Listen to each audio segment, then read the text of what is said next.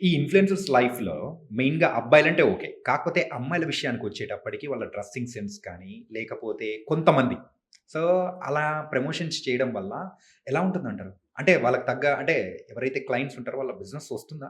దీనికి వాళ్ళు పెట్టుకున్న పేరు ఫ్రీడమ్. హుహు. మాకు నచ్చినట్టు మేము బతుకుతున్నాం. ఇదని. కానీ భారతదేశంలో ఈ నడవవని నా ఫీలింగ్. కానీ వ్యూస్ మాత్రం బాగా వస్తున్నాయి కాబట్టి నడుస్తుందని అర్థం. హ్మ్. అయితే ప్రమోషన్‌కి పిలిచిన తర్వాత వాళ్ళు విచ్చలవిడిగా డాన్స్‌లు, రొమాన్స్ టైపు ఏదో చేయడం అండ్ వాళ్ళ ఫ్యామిలీస్‌ని ఇన్వాల్వ్ చేయడం. వాళ్ళ లవర్స్ ఉంటే లవర్స్ కిస్ చేసుకుంటూ వీడియోస్ చేయడం. ఇయన్నీ ప్రమోషన్స్ అనుకుంటున్నారు. దీన్ని వల్గారిటీ అంటారు. అండ్ నేను కంప్లీట్‌లీ అగైనెస్ట్ టు ఇట్. హ్మ్. ఒకవేళ నన్ను ఇన్‌ఫ్లుయెన్సర్స్‌కి ప్రెసిడెంట్‌గా పెడితే ఫస్ట్ ఈళ్ళని బ్యాన్ చేస్తాను. ఎందుకంటే అలా చేయకుండా కూడా చూస్తారు గదా! హ్మ్. నేను షర్ట్ ఏసుకొని నార్మల్‌గా ఇన్‌షర్ట్ ఏసుకొని ప్రమోషన్ చేస్తున్నాను. ఇన్ని చేస్తున్నప్పుడు చూస్తున్నారు గదా! హ్మ్. వాళ్ళు మంచిగా శారీ కట్టుకొని పద్ధతిగా ఉంటే ఎందుకు చూడరు?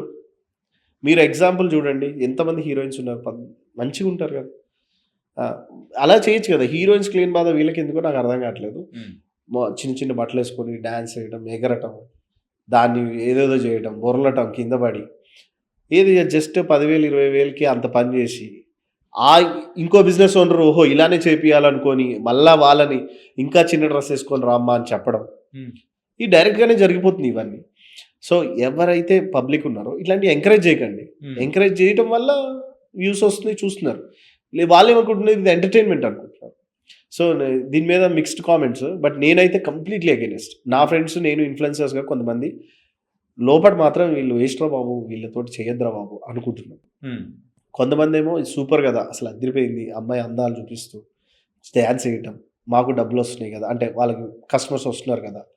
అనుకోవటం. బట్ వాళ్ళకి అర్థం కావట్లేదు అందం కొన్ని రోజులే ఉంటదని. హ్మ్. దాని తర్వాత పోతదని. సో, ఇవి నేమ్ బిల్డ్ చేసుకోమని చెప్తున్నాను నేను. నేమ్ బిల్డ్ చేసుకోండి. దాని లైఫ్ టైమ్ ఉంటది. ఓ సౌందర్యలాగో లేకపోతే ఇలా మంచి పేరు తెచ్చుకుంటే బావుంటది కదా! సావిత్రి గారిలాగో హ్మ్. అలా. అంటే చిన్న ఫీల్డే. బట్ అలా పేరు తెచ్చుకుంటే చాలా బావుంటదని నా సజెషన్. అంటే మిమ్మల్ని చూస్తూ ఉంటే ఒకటనిపిస్తుంది. సినిమా ఫీల్డ్‌కి 'శివాజీ' గారు, ఈ ఇన్‌ఫ్లుయెన్సర్ ఫీల్డ్‌కి 'కుసుమ్ గంజ్' గారు. ఏమో మీ దయ వల్ల, మీ నోటి వాక్కు వల్ల అలా అయితే బానే ఉంటది.